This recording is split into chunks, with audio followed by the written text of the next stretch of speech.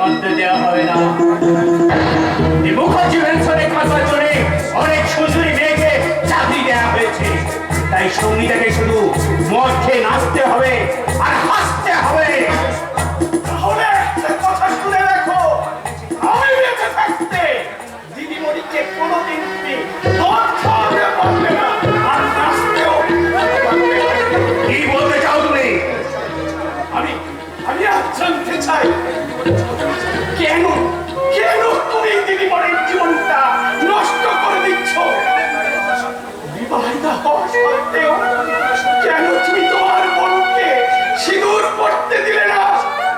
শাখা নোয়া শাড়ি পরে দিদিমণিকে কেন হতে দিলে না স্বামীর ভালোবাসার প্রিয়?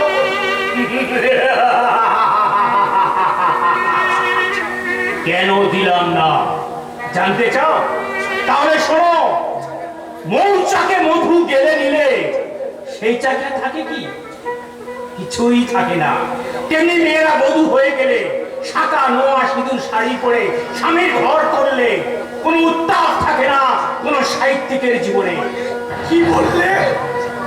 লেখক হিসেবে ভাস্করের তুলনা ছিল না, তাই সঙ্গীতার সঙ্গে তার বিয়ে দিয়ে আমি আমার পাবলিশিং বিজনেসের ওকে বাঁধা লেখক করে রাখতে চেয়েছিলাম।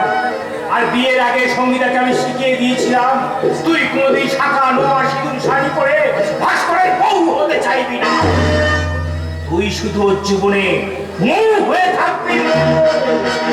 ছি ছি ছি, তুমি নিজের আখের কুছোতে গিয়ে দিদিমণির জীবনটা নষ্ট করে দিলে। তুমি ভালো করবে, কাজটা তুমি মোটেই ভালো করনি। পৃথিবীতে কোনো দাদা নিজের সুখের জন্য মায়ের পেটে পড়ে এত বড় সর্বনাশ করতে পারে, এ আমার জানা ছিল না। আর যদি সত্যিই তুমি করে থাকো, তাহলে তুমি দিদিমণির নিজের দাদা নও। কি বললেন? তোমার মতো দাদাকে দেখে পৃথিবীর সব বোনেরা আতঙ্কে চমকে উঠবে। পৃথিবীর কোনো বোন তার দাদাকে বিশ্বাস করবে না। ভাইয়ের কপালে ফোঁটা না দিয়ে জমের কপালে ফোঁটা দিয়ে বলবে, জমের কপালে দিলাম ফোঁটা, দাদার কপালে মারলাম মারলাম মারলাম। গরম ধরা বাংলা চাকরটাকে আমি গলা টিপে নিয়ে নেবো, নইলে এখন যেমন আমার প্রতিটা কাজে বাধা সৃষ্টি করছে ভবিষ্যতে আরো বাধা দেবে। শালা শয়তান সঙ্গীতাকে তার স্বামীর কাছে পাঠিয়ে দিতে চায়, কিন্তু পারবে না। একটা বোরের চালে ওই শয়তানের কিস্তি আমি মারতে পারবো।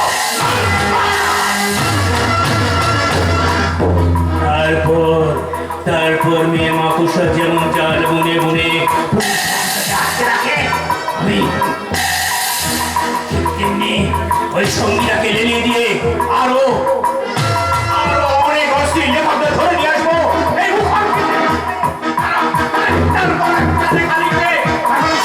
সেই যৌবন পত্রিকা বের করবো, আর সেই যৌবন সর্বস্ব পত্রিকাগুলো বাজারে প্রত্যেকের মতো বিক্রি হবে। তার বিনিময়ে আমার ব্যাংকে জমা হবে কোটি কোটি টাকা।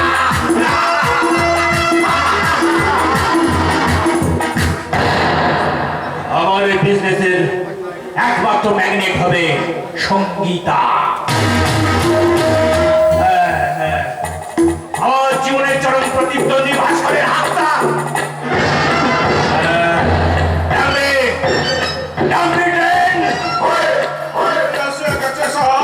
এখন বলেন কি হাতটা হতো?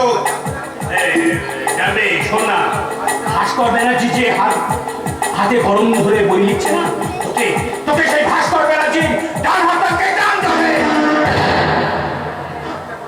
ওই লেখক বাবুর হাতটা এখনো কাটা হয় নাই, সেটি এখনো গোটা আছে। কেন কাটা হয়নি ভাস্করের হাত?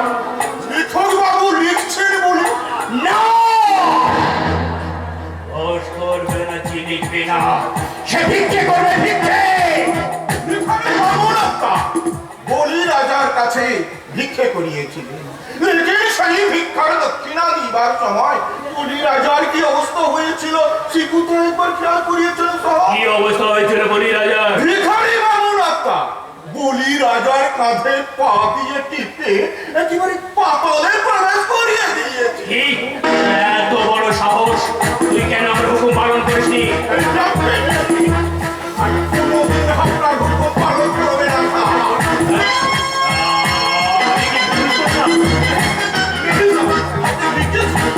এই শুনেছি মানে? আসে আমি আপনার নামে ছড়িয়ে দিলাম।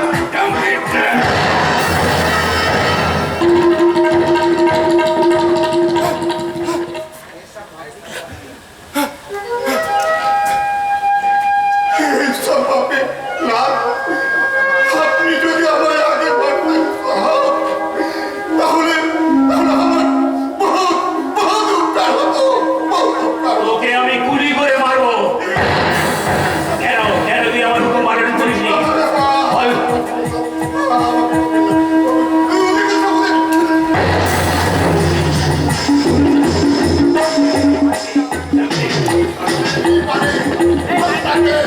গুলি করে মারবে না, আমি মানে আপনার জাহান্নামের জিন্দেগি খতম করিয়ে দিই।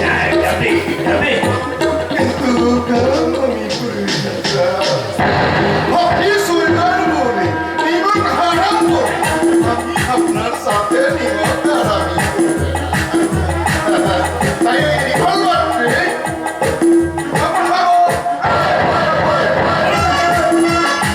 এই রিভলভারটি স্বপন বাবুর হাতে তুলে দিয়ে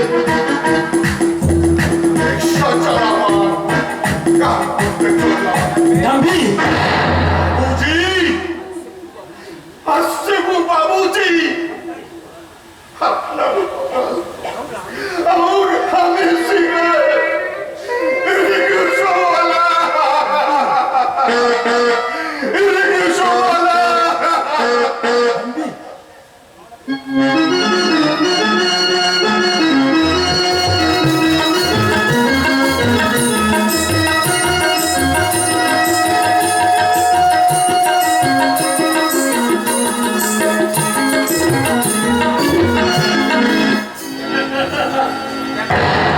গান্ধী যে কাজ করতো তুমি সে কাজ করবে। শ্রবণ করবো।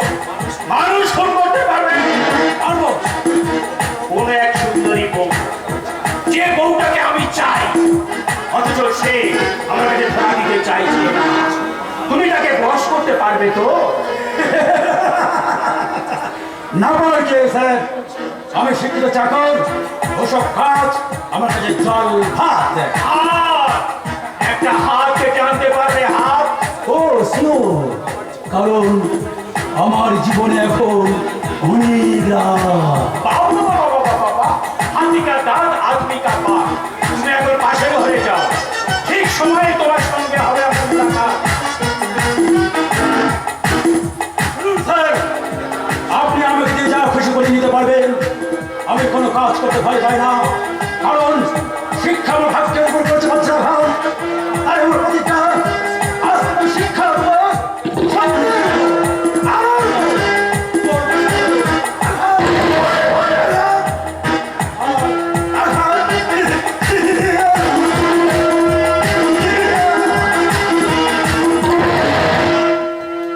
সাগর, সাগর, মিস্টার সাগর রায়। বলুন স্যার। প্রশান্ত মহাসাগরে ঢেউ থাকে না, তোমাকে আজ থেকে অন্য পথে চলতে হবে, 90 ডিগ্রি অ্যাঙ্গেলে। বলেন তো আমি আজ থেকেই হয়ে যেতে পারি আটলান্টিক মহাসাগরের বারমুডা ট্রায়াঙ্গেল। সঙ্গীতা কাল তোমার সঙ্গে বারে গিয়ে মদ খাইনি? না, কাল গেছে তার ভালোবাসার রবিবার। কেবল দেখেনি ক্যাবারে? না স্যার, হঠাৎ তার অরুচি হয়েছে এসব ব্যাপারে। তুমি শুনেছ কাল সঙ্গীতা কেঁদেছে? হ্যাঁ, মনে হয় কাল থেকে সে তার জীবন বিরায় আগের সুর বেঁধেছে। No never! আগের সুর তাকে বাঁধতে দেওয়া হবে না, সাথে দেওয়া হবে না। আগের সুরে সরকার আমার সামনে তুমি আজ সঙ্গীতাকে মদ খাওয়াবে। খাবে না স্যার, খাবে না। শুনেছি কাল পার্কে সঙ্গীতা নামে এক মহিলার সাথে জীবনের মৌতাতে মৌতাতে মিলে গেছে। তাই আজ সঙ্গীতা আমার সাথে একটি কথা বলে বলাবি জোর করে কথা বলাবি। কারণ আমি ভাস্করের এগেনস্টে জীবন শুট করে তোমার সঙ্গে আমি সঙ্গীতার বিয়ে দেবো। তাহলে এক কাজ করো মিস্টার প্রকাশক, সাগর বাবুর সঙ্গে সঙ্গীতার বিয়ে দেওয়ার আগে তুমি নিজেই একটা বিয়ে করে ফেলো। সেটা করতে হবে রে জামাই। আমি আর একটা বিয়ে না করলে রান্নার চাকরি দেওয়ার ছল করে ছোটবাবু কাল একটা মেয়েকে তোমার ঘরের পাশের ঘরে আটকে রেখে দিয়েছে কেন? বেশ করে রেখে দিয়েছে। এটা আধুনিক সাহিত্যের প্রয়োজনে। কেয়ারফুল মিস্টার সাগর রায়, তোমার অনেক অপরাধ আমরা সহ্য করেছি, কিন্তু আর নয়। এ কি? আমি যে আপনার দিদি নতুন বাবুর বউ। সঙ্গীতা আজ ভাইফোঁটার দিন, নারী জীবনের সর্বশ্রেষ্ঠ দিন। আজ আমি আমার 3 ভাইকে ফোঁটা দেবো। তাই আজকের পবিত্র দিনে তুমি এই জানোয়ারটাকে বাড়ি থেকে চলে যেতে পারো না। তাহলে কি করবি তুই? অনেকদিন আগে যেমন তুমি ভাস্কর বাবুকে সুন্দর মেরে বাড়ি থেকে বার করে দিয়েছিলে, তেমনি আজ আমি সাগর রায়কে গলা ধাক্কা দিয়ে বাড়ি থেকে বার করে দিয়েছি। পারবে না মেজদা, পারবে না। কারণ ওই দানব সম্রাট মহিষাসুরের পাশে এসে দাঁড়িয়েছে এই দানব সেনাপতি রক্তাস। তুই শুধু রক্তাসুর নয়, নেপোলিয়ন বোনাপার্টের তুই একটা ব্রুটাস। সাগর, তুমি সঙ্গীতাকে মদ খাওয়াও। না, না সাগর, সাগর, সাগর,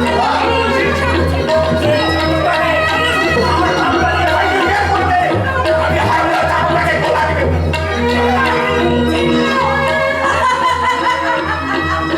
আজ মুখার্জি মেনশনে ভাইফোঁটার কি কোনো কথা? ওরে ঋষি, তুই দূর থেকে নিয়ে যাও তোর দিদির হাতের চুয়া চন্দনের বদলে বিলেতি মদের ফোঁটা।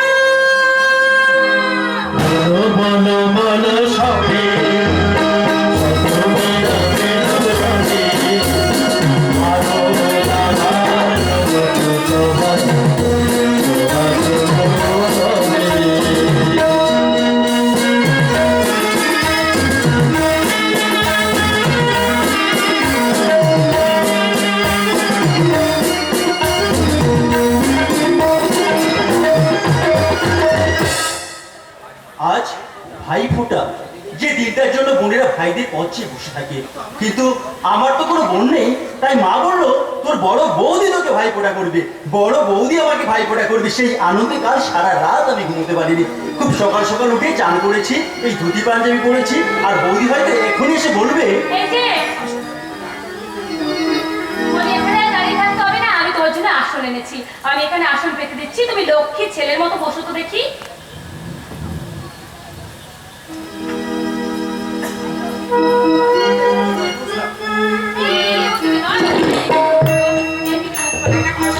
জীবনে প্রথম তো। ভাইয়ের কপালে দিলাম ফোঁটা, জম দুয়ারে পড়ল কাঁটা, যমুনা ধারে চমকে ফোঁটা, আমি দিই আমার ভাইকে ফোঁটা। ভাইয়ের কপালে দিলাম ফোঁটা, জম দুয়ারে পড়ল কাঁটা, যমুনা ধারে চমকে ফোঁটা, আমি দিই আমার ভাইকে ফোঁটা। ভাইয়ের কপালে দিলাম ফোঁটা, জম দুয়ারে পড়ল কাঁটা, যমুনা ধারে চমকে ফোঁটা, আমি দিই আমার ভাইকে ফোঁটা।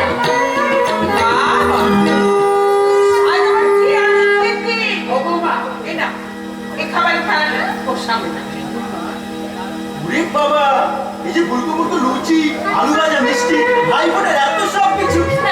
আরে নে নে, খেতে শুরু কর, মাছি বসছে যে। মা, আমার ছেলেকে বলুন আমার জন্য যে জামা প্যান্ট আনতে বলছিলাম ওর জন্য খুব তাড়াতাড়ি ওকে দিয়ে দেয়। জামা প্যান্ট? যা, একদম ভুলে গেছি। ও মামা, আমি কাল বিকেল বেলায় নেব। কি হলো মা, আপনি না সব কথাই বলেন আপনার ছেলে নাকি ভুল হয় না। কি হলো মা, ভুল হলো তো? মাগো, মায়ের কাছে ছেলে যেমন কোনোদিন বড় হয় না, তেমনি ছেলের দোষও মায়ের চোখে কোনোদিনও পড়ে না। মা, কি ছাতা বলছো? আরে এখনো বুঝতে পারবে না, বুঝতে পারবে সেদিন যেদিন তুমি ছেলেপুলের মা হবে। তা বলবে না কেন দাদা? মায়ের মনে কি কম দুঃখ? মা তো প্রায় সবাই কি বলে? আমার বয়সী সব মেয়েরাই নাতি নাতির ঠাকুর হয়েছে, শুধু আমি এখনো নাতি নাতির মুখ দেখলাম না। কি মা, আমি তোমার কথাটা বলে দিয়ে ভালো করে এই যা, তুমি সব নিয়ে করে যা। মা, আমি একটু কাজে যাচ্ছি। হ্যাঁ তুই তো কাজে যাবি, তোর তো অনেক কাজ। তুই কাজ নিয়ে ব্যস্ত থাকিস আর বৌমা ব্যস্ত থাকে। এই বয়সে আমি কি করি বলতো? একটা নাতি কিংবা নাতনি থাকলে আমি তো তাদের নিয়ে সময় কাটাতে পারতাম। এই সঙ্গীতা, মাকে একটু সান্ত্বনা দাও। আমি কি সান্ত্বনা দেবো? আমি কি বলবো? কি মুশকিল বলো দেখি, তুমি সান্ত্বনা দেবে না কি আমি? মা, মা, আমি লিখতে যাবো। তুমি নাতি নাতনির কথা বলছিলে তো, তাহলে রহমান ডাক্তার কি বলে গেছে? বাবা, তোমার ওই বৌমার কাছ থেকে জেনে না। রহমান ডাক্তার বলে গেছে বাচ্চা কাচ্চা হবে না। না মা, মানে আরে কথা বলতে বলতে থেমে যাচ্ছ কেন? তোমাদের আজকালকার মেয়েদের ব্যাপার স্যাপারই আলাদা। আরে সংসার করছো, যে বয়সে যেটা করা উচিত সেটাই তো করবে নাকি? কি বলে গেছে বলো? বাচ্চা কাচ্চা হবে না হবে না? হবে মানে একটু দেরি। হবে হবে। আমি মরে গেলাম। মা, আপনি কি বলছেন মা? আমি বুঝতে পারছি আপনি ওদের খুব রেগে গেছেন মা, খুব রেগে গেছেন মা। রাগাটাই তো স্বাভাবিক, রাগাটাই তো স্বাভাবিক। আচ্ছা তোমার বাচ্চা কাচ্চা আমি বাদে দিলাম, কিন্তু আজ তো ভাই ফোটা। শুনেছি তোমার তিনটে ভাই। তোমার ভাইরা কি একটা মাত্র বোনের কাছে ফোটা নিতেই দিল না? বড় লোকেদের ব্যাপার স্যাপারই আলাদা। আর তোমাকেও বলি বৌমা, তুমি বা কেমন বোন? তোমার ভাইদের মুখটা কি তোমার একবারও মনে পড়ে না? একবারও না? পরে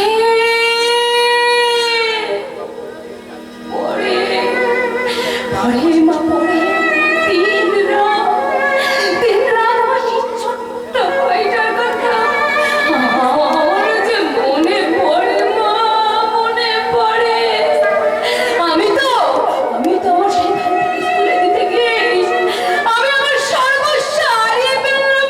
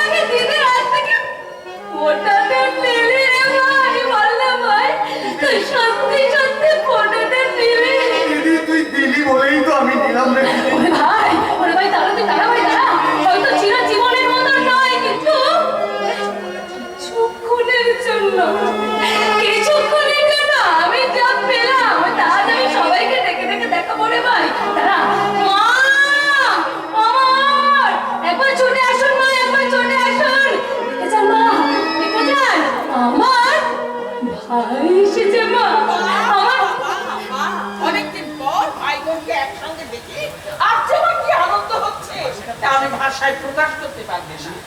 সে আমার আমার শাশুড়ি মা, যা ভাই যা গিয়ে প্রণাম কর। দিদি, উনি যখন তোর মা তখন আমারও মা।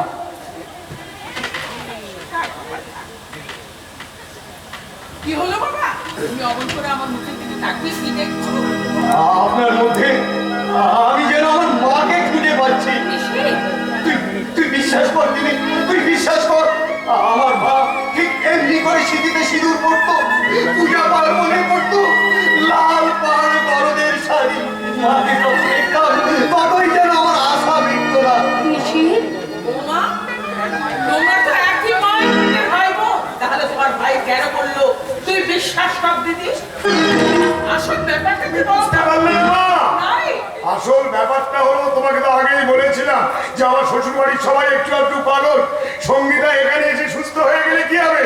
ওর ভাই এখনো সুস্থ হতে পারে। ঠিক বলেছিস। সুস্থ থাকলে দেখতে ভাই ভাই প্রত্যেকদিন বোনের কাছে কেউ আসে না। দেখো সব কথা। ও বাবা, তোমার ভাইকে নিয়ে ভেতরে এসো, আমিও জল খাবারের ব্যবস্থা করি। আর একটু হলে ধরা পড়ে গিয়েছিলাম আর কি। ভাগ্যিস জামাইবাবু এসে ম্যানেজ করে দিলেন। কিন্তু আর কতদিন এইভাবে ম্যানেজ করে চালানো যাবে? হয়তো সারা জীবন। কারণ আমার দিদিকে আর কোনোদিন আপনার বাড়িতে আসতে দেবে না আমার দাদা। আপনি জানেন, আমার দাদা সাগর রায়কে দিয়ে জোর করে আমার দিদিকে মদ খাওয়াতে গিয়েছিল। আমার দিদি মদের বোতলে আঙুল ঢুকিয়ে আমাকে ভাই ফোটার বদলে মদের ফোটা দিতে এসেছিল। কেন তুমি সেসব কথা আমার সামনে বলছো? যে আমার জীবন থেকে হারিয়ে গেছি, তাকে কেন আবার নতুন করে কুড়িয়ে আনতে চাইছো?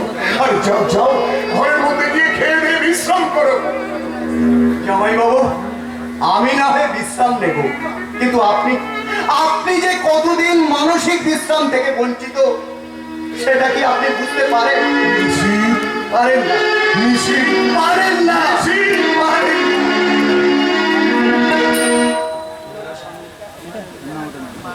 কি হলো সঙ্গীতা? তোমার মুখে কথা নেই কেন? একটা কথা জিজ্ঞাসা করবো? কি কথা? এখনো তুমি তোমার বউকে ভুলতে পারোনি, তাই না? না, আমি ভুলে গেছি। তার কোনো স্মৃতি আজ আমার মনের মধ্যে নেই। তুমি সত্যি কথা বলছো? হ্যাঁ, সত্যি বলছি। আর যদি বিশ্বাস না হয় তো তাহলে তোমার ছুঁয়ে বলছি।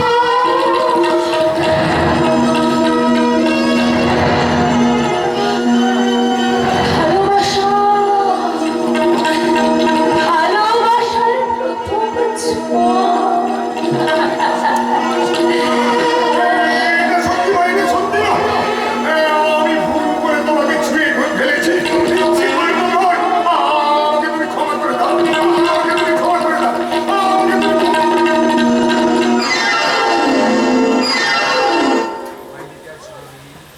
ভাই দ্বিতীয় শুভ দিন একটু একটু করে শেষ হয়ে গেছে। রাত নেমেছে পৃথিবীর বুকে। খাটের উপরে শুয়ে আছে যন্ত্রণাকাতর মানুষটা। আচ্ছা, আমি কি ওকে একটু জাগাও? না থাক, ও যখন ঘুমাচ্ছে ও একটু ঘুমাক। আমি বরং ওর ঘরের দরজাটা বাইরে থেকে বন্ধ করে দিয়ে এখানেই